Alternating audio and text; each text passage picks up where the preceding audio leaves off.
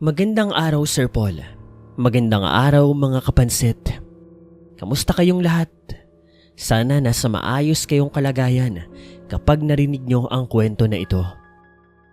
Ngayong araw ay ibabahagi ko sa inyo ang naging dahilan kung bakit ako naging sundalo sa panahon na ito. Kung bakit nagbago ang buhay ko. Kung bakit ako tumino kasama ng mga matatali kong kaibigan. Sana magustuhan nyo ito. Kapulutan ng aral. Dahil sa totoo lang, napakapasaway ko po noon bago mangyari ito. At dahil nga sa karanasan na ito, nagbago po ako at naging matuwid dahil sa kakaibang pangyayari na ito. Naganap ang karanasan na ito 1992. Taga Isabela po ako. Noong mga panahon po na iyon ay 4th year high school po ako. Siya nga pala, bago ko malimutan, ako po si Elvis.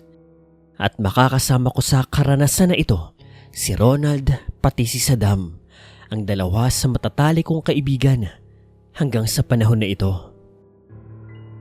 Kagaya po ng nabanggit ko, pasaway po akong binata noon. Hindi ko pa kasi naiintindihan ang buhay noon, yung ginagawa ng mga magulang ko para sa amin ng mga kapatid ko. Nakakatawa nga sa totoo lang Kasi noong mga panahon na yon, hindi ko maisip yung mga sakripisyo nila. Ang iniisip ko lang, kulang sila sa pag-aaruga sa akin. Kulang ako sa pagmamahal. Yon ang tumatakbo sa isip ko. Ang nakakatawa lang, ngayon, yun ang ginagawa ko. Pero buti na lamang po, maunawain ang mga anak ko. Sir Paul, nung mga panahon po na yon, abalang-abala ang mga magulang ko sa pagtatrabaho, sa paghahanap buhay. Ang tatay ko po noon ay isang negosyante, habang ang nanay ko naman po, isa pong doktor, dentista. May kaya po ang pamilya namin, Sir Paul, at masasabi ko na lahat ng pangangailangan namin ng mga kapatid ko, nakukuha po namin, nararanasan. Pero sa hindi ko malamang dahilan, sa loob-loob ko noon, bakit ka ako parang may kulang? Parang kulang ako sa aruga. Naiingit ako sa ibang mga kaidaran ko na palagi nilang kasama ang mga magulang nila. Well, yung iba ko namang mga kapatid, Sir Paul, hindi ganoon. Ako lang talaga ang parang kulang sa pansin noon. Dahil po doon, may ituturing na ako ang black sheep ng pamilya ko. Pasaway, mababa ang grades, laging sumasagot, umiinom ng alak, lumalabas ng gabi at kung ano-ano pa. Sakit talaga ako ng ulo ng mga magulang ko. Madalas din akong hindi pumasok sa eskwela. Magkating, mambugbog, mambuli. Kasama ko noon sina Ronald, pati si Saddam. Ang dalawa kong best friends na katulad ko rin po. Same setup kami ng mga pamilya namin. Busy ang mga magulang. Walang time para sa amin. Ngayon nga nare-realize ko Ang swerte ko nga noon. Kasi kung tutuusin, nasa akin na ang lahat. Luho, pera, ultimo kotse, meron na po ako noon kahit wala pa po akong lisensya. Pinapagamit na po ako noon ng mga magulang ko. Ops, sa mga kabataan dyan, huwag niyo po yung gagawin ha. Bawal po yung ginagawa ko noon. Tsaka noon, hindi pa naman kasi talaga mahigpit Ngayon mahigpit na po at kailangan din naman talaga. Delikado pong magmaneho ng walang lisensya.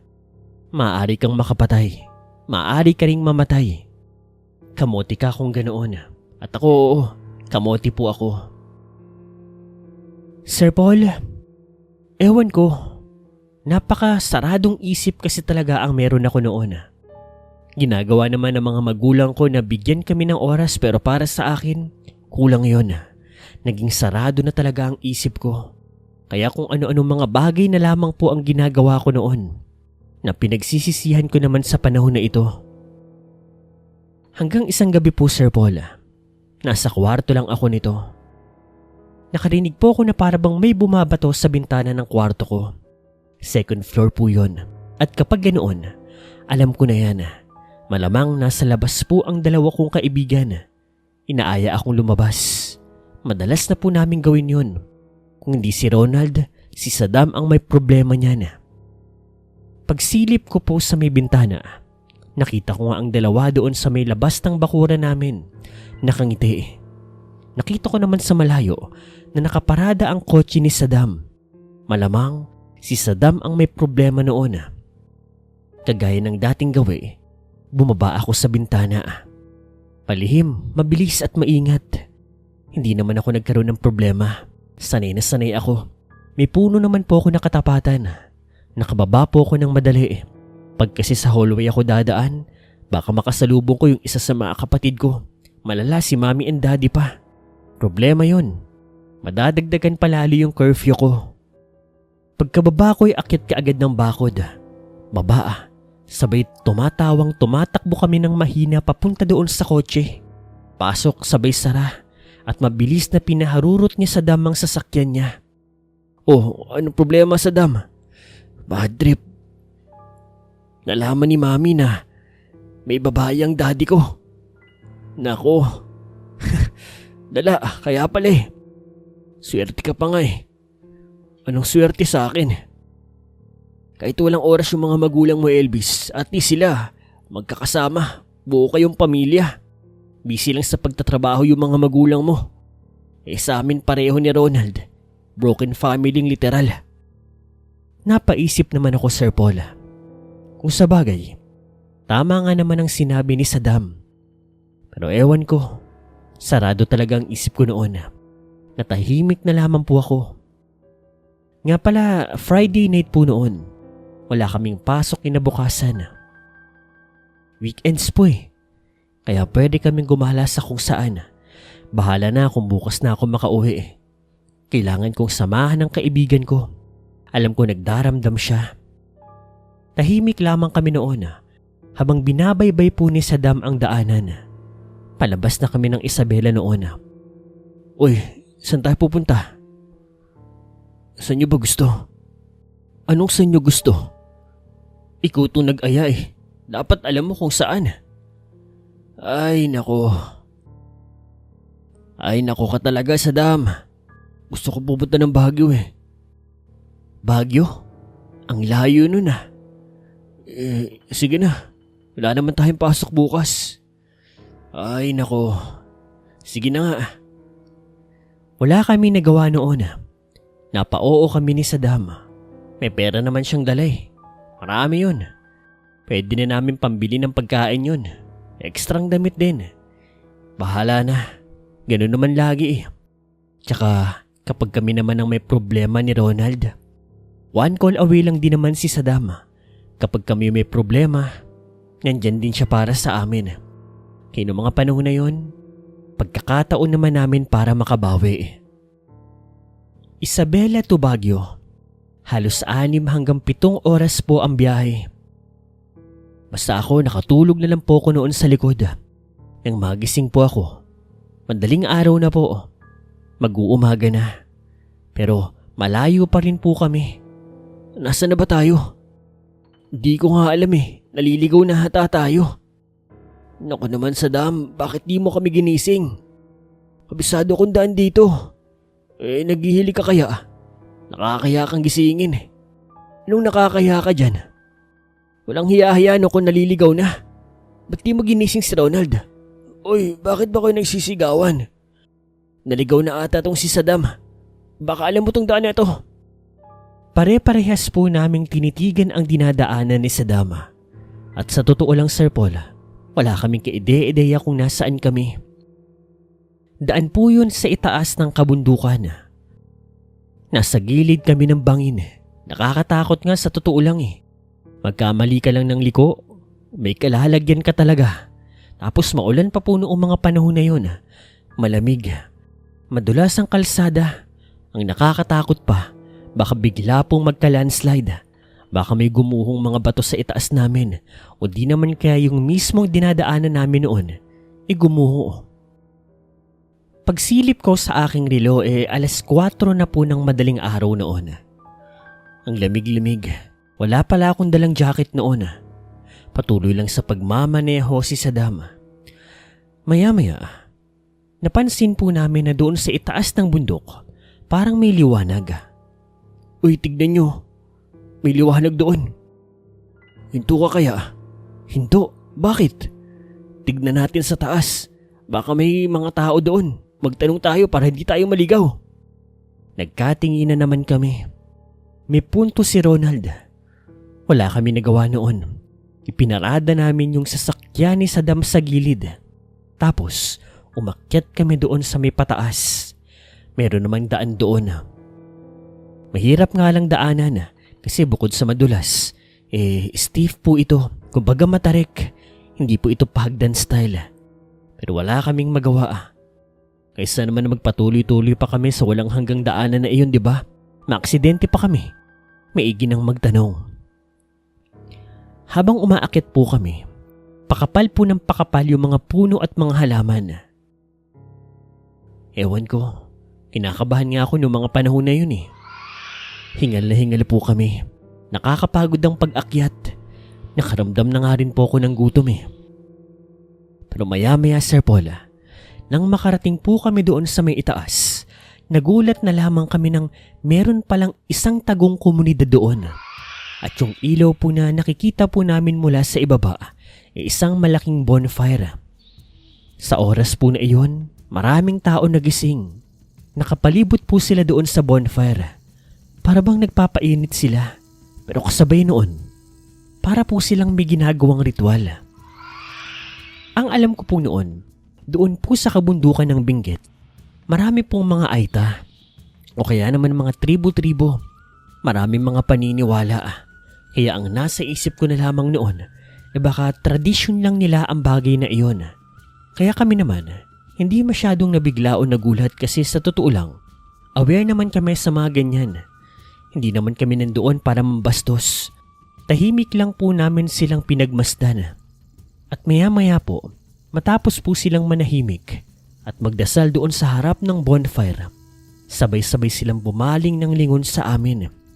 At sa totoo lang, Sir Paul, kakaiba yung paraan ng pagbaling nila. Para bang masaya po sila. Para bang nakangiti na ewan. Nakakakilabot nga sa totoo lang eh. Lumapit po yung isang lalaking nandoon. Magandang umaga. Bakit kayo naparito sa aming baryo? Ako na po ang lumapit. Para kasing tanga si Saddam pati si Ronald. Nagtutulukan. Para silang natatakot doon sa lalaki. Paano ba naman yung lalaki? Ang daming tato. Tapos may malalaking hikaw sa tenga niya. Pero yung kasuotan naman niya, Sir Paul, normal naman po. Casual. Kung anong suot ng mga tao. Naliligaw ho kasi kami, Manong. Papunta po kasi kaming Baguio. Tama ho ba tong dinadaanan namin?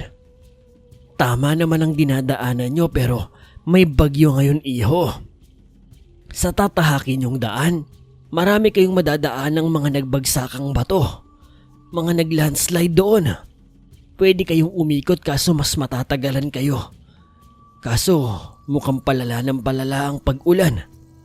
Kaya nga kami naglagay ng bonfire dito para mag-alay ng mga dasal para tumigil lang ang ulan para wala nang mapahamak. Kasabay po noon, Sir Paul, nagpatuloy ang malakas na pag-ulan dahilan para yung bonfire nga po na malaki unti-unti pong mamatay. Kami naman, Sir Paul, hindi na po nakatugon kasi hinila na lang po nila kami papunta doon sa isa sa mga bahay. Kubo-kubo style lang po ang bahay doon. Gawa sa kahoy, kawayan, yung tipikal na tribo-tribo baryo ba? Pero parang namumuhay naman sila ng normal kasi, pero parang namumuhay naman sila ng normal. Kasi nga, casual naman yung pakikiusap nila sa amin, yung kasuotan nila. Sadyang may pagkaluma pa rin talaga yung pamumuhay nila noong mga panahon na iyon. Inabutan naman nila kami ng maiinom na kape. Inalok din nila kami ng pagkain at sa totoo lang, hindi na kami tumanggi.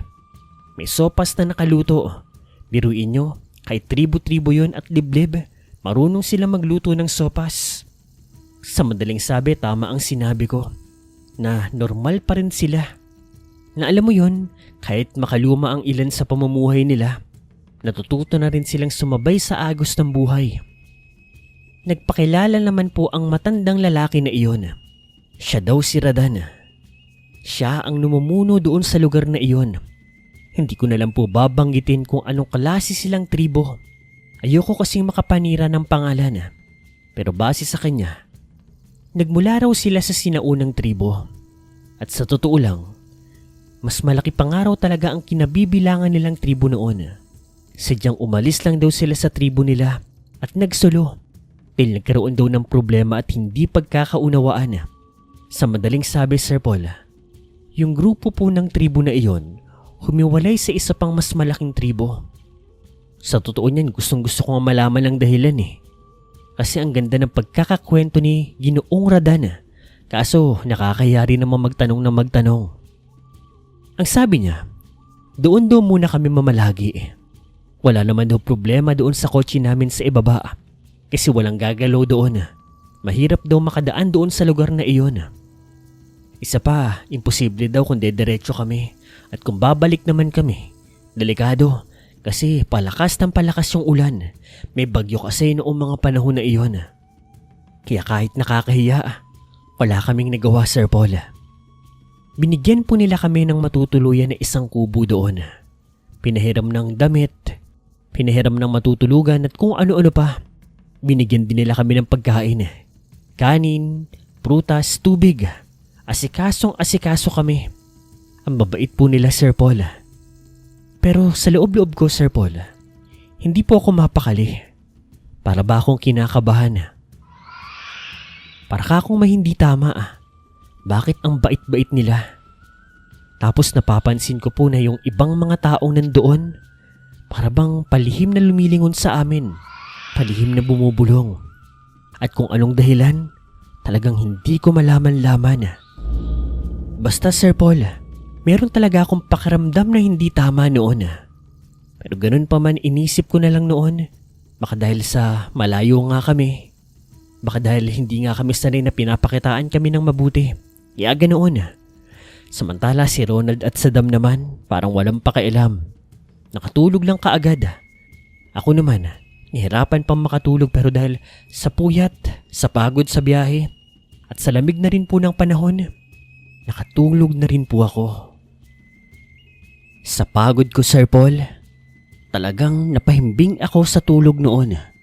At nagulat na lamang ako dahil pagising ko, gabi na pala. Malakas pa nga rin yung ulan noong mga sandali na iyon at pagkita ko sa paligid sa buong kwarto, wala si Ronald pati si Saddam. Agad naman akong bumangon. Paglabas ko umuulan pa rin po, malamig pa rin ang paligid at pagkita ko doon sa pinakamalaking bahay, nagtitipon-tipon ang lahat ng mga tao doon. Oh, gising ka na pala, Elvis. Tama-tama, adi ka dito, kakain na tayo. Nandun silang lahat para magsalo-salo. May mga pagkain po silang hinanda. Hindi naman ito pagkain na ingranding-ingrande pero may mga isda, may mga prutas, may mga manok at napakaraming kanin. Tuwan-tuwa naman ako kasi, ewan ko, yun yung hinahanap-hanap ko. Yung tipong sama-sama kayong kakain. Sa bahay kasi namin kapag kakain ka wala kang kasama Doon feeling ko parang pamilyang-pamilya kami. Tapos kakikilala lang namin sa kanila pero gano'n na ang pakikitungo nila sa amin. Ang sese ako noong gabi na iyon, Sir Paul. Napakain na ako ng marami. Gutom na gutom din ako, ang sarap ng kain namin. Tuwan-tuwa kami ng mga kaibigan ko. Yun kasi yung parang hinahanap-hanap namin Natapos po kami sa pagkain habang nagkwekwentuhan. Masaya po silang kasama. Lalong-lalo na si Ginoong Radar. Nakakatuwa po siya. Parang tatay na tatay ng lahat. Mabait siya, palatawa, istrikto oo. Pero ang gaan ng pakiramdam ko sa kanila. Yung mga iniisip ko nga noon na masamang pakiramdam, yung kakaiba, yung paghihinala ko, bigla na lang po yung nawala. Para bang gumaan na talaga ang loob ko sa kanila noon. Ginoong Radar, pwede ho bang dumito na lang kami? Ang saya pala ditong tumira sa inyo. Biro ko lamang naman yun, Sir Paul. Siyempre alam ko naman pong hindi pa pwede yun. Kailangan naming umalis doon. Nako, pasensya na mga iho. Gusto ko man kayong kupkupin. Dahil May mga hinanaing nga kayo sa mga pamilya ninyo. Hindi po pwede. May problema kaming kinahaharap ng mga grupo ko, ng katribo ko. Nasabi ko sa inyo na may tribo nga kaming tinakasan. Hanggang sa mga puntong yon ay hinahabol nila kami. Ganun po ba? Ayos lang po yun. Binibiro lang po namin kayo. Pero malay nyo po pumahayag kayo, di ba? Nagtawanan na lamang po kami noon, Sir Paul. Kinagabihan bumalik na kami doon sa kubong pinatirhan nila sa amin. Bukas na kami uuwi kasi panigurado. Wala na po ang bagyo. Hindi na kami tutuloy ng bagyo noon. Nga pala nasa bandang Benguet na raw kami noon. Siguro 1 to 2 hours na lang po nasa may bagyo na kami. Pero hindi na nga po kami magpapatuloy. Kailangan na rin naming umuwi. Ngunit sa kalagitnaan po ng pagtulog namin, bigla po kaming binulabog ng mga malalakas na sigawan. Para bang may nag-aaway sa labas, may nagbubulyawan. Kasabay naman noon, may pumasok na mga tao doon sa kubo namin at siyang ginising kami. Gumising na kayo! Gumising na kayo! Kailangan nyo nang umalis dito! Kailangan nyo nang umalis dito! Isa po yun sa mga taong nandoon. Isa sa mga naging kaklose po namin doon sa tribo na iyon. Takan-taka naman ako sa inaasta niya. Ano ba akong problema? Bakit? May problema ba? Nandito yung mga katribo namin. Hindi na kami makakapagpaliwanag. Kailangan nyo nang umalis. Baka madamay kayo sa hidwaan namin. Sir Paul, wala kaming nagawa. Kahit takot na takot kami, kahit takan-taka kami. Bumangon po kami. Paglabas po namin ng pinto, nagulat na lamang kami dahil meron pong 2 panig. Grupo nila Ginoong Radan, pati grupo ng ibang mga tao. Halos pantay lamang po ang bilang nila. Pero mas marami pong mga kalalakihan doon sa grupo ng mga bago.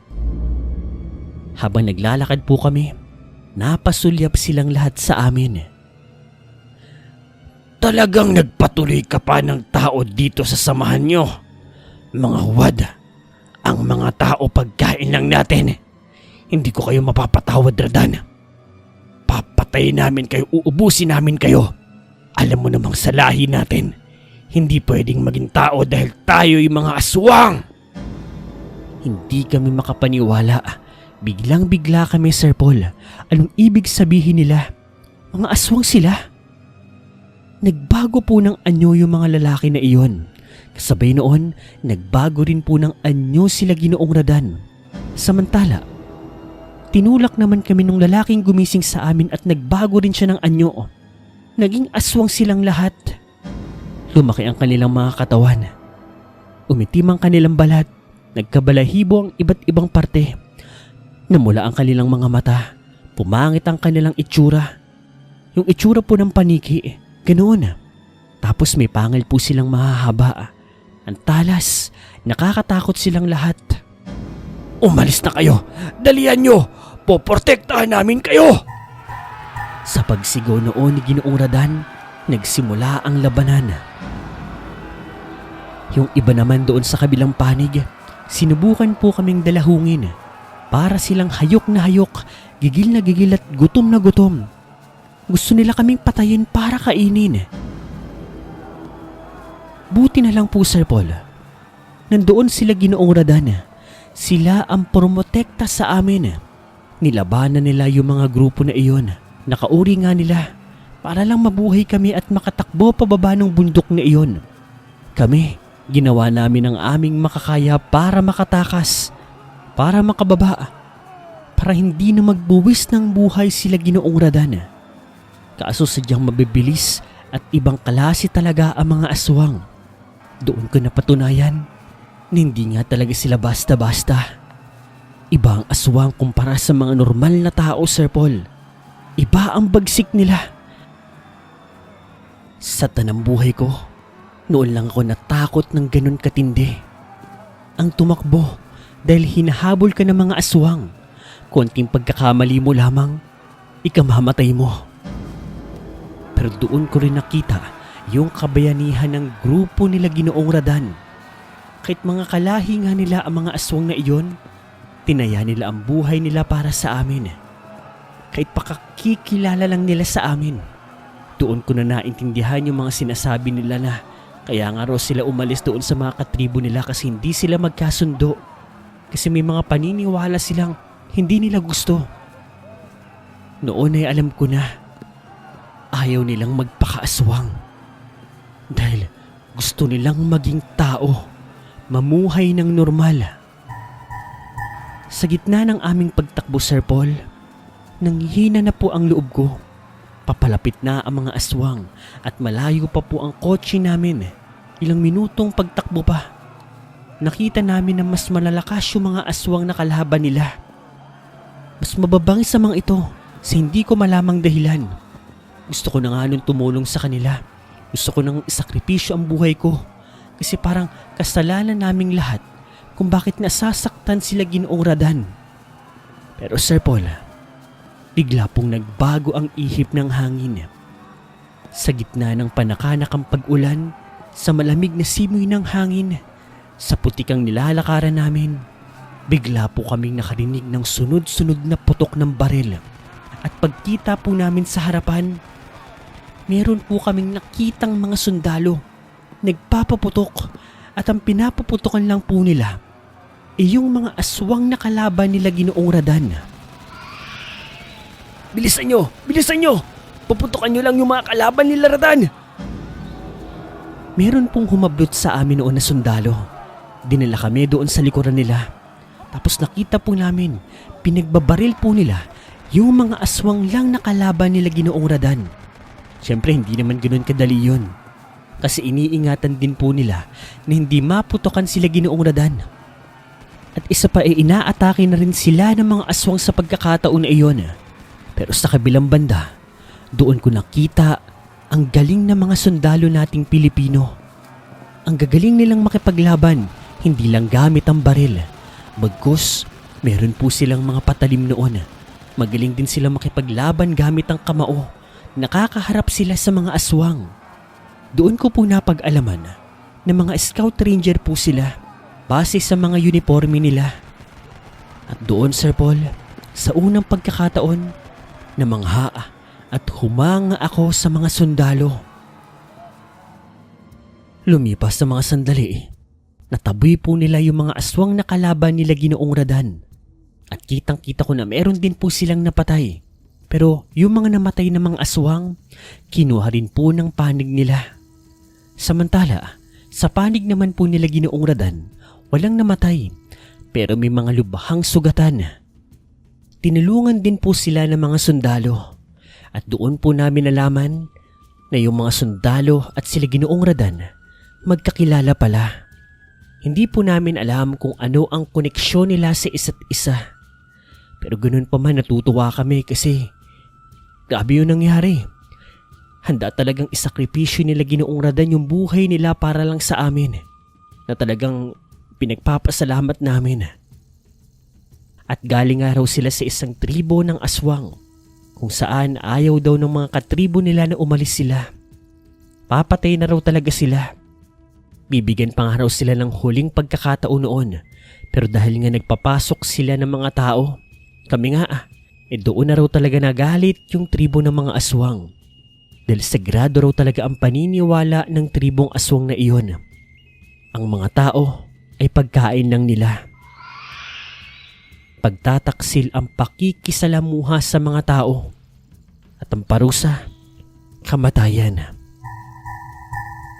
Buti na lang po, Sir Paul, dumating yung mga sundalong kakilala nila Ginoong Radan dahil kung hindi, lahat kami doon sa bundok na iyon, patay na.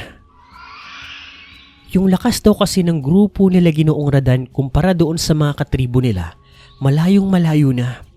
Kasi yung pagkain daw nila noon, pang tao na. Habang yung mga aswang na yun, yung masasama, tao pa rin ang kinakain.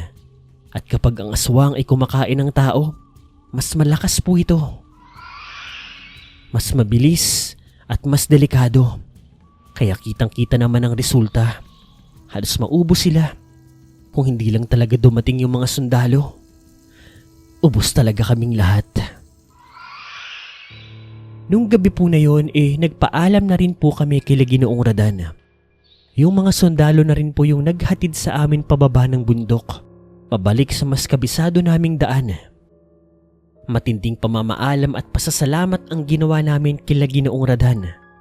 At babalik ako kami doon para magpasalamat sa kanila, para tumanaw ng utang na loob. At doon, Sir Paul, nabuo na po ang desisyon ko sa utak ko. Alam ko na ang gagawin ko. Magiging sundalo ako. Sa pagbabalik ko po sa amin, isang realisasyon ang aking natanto. Ang pamilya ko ay nandoon lang. Ang mga magulang ko, naghahanap buhay para sa amin. Humingi ako ng tawad sa kanila. At pinangako ko sa kanila na babaguhin ko ang pag-uugali ko. Magtitino ako. At alam niyo ba, Sir Paul, pagka-graduate ko ng high school, naghintay lang po ako ng ilang taon. Pagkatapos nun, hinanda ko lamang ang sarili ko.